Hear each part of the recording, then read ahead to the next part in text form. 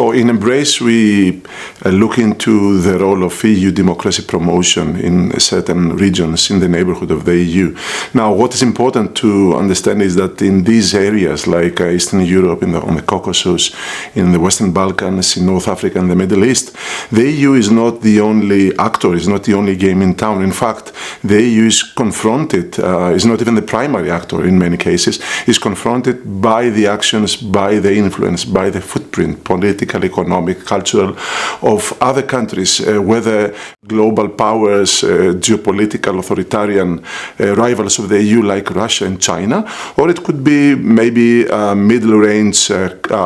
powers, regional powers like Turkey, like some Gulf states or Iran. So what we are examining is the interplay between the influences which are for promotion of democracy by the EU and the response, the policies of these powers, and what is the outcome of these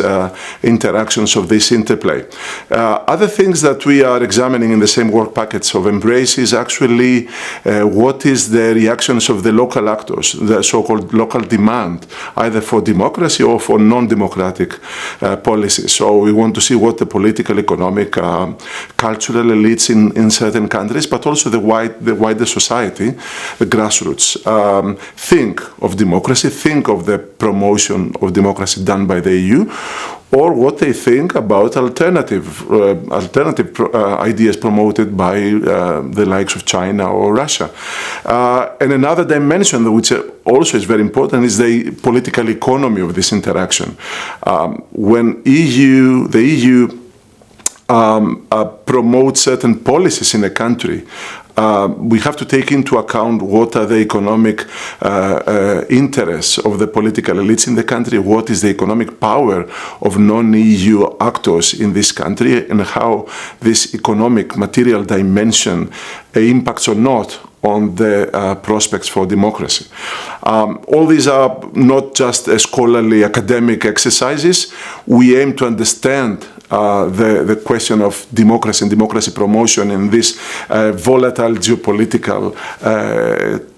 competition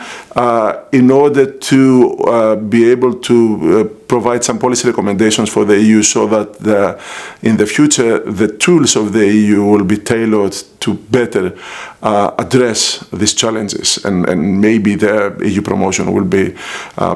better tailored to the needs of these countries.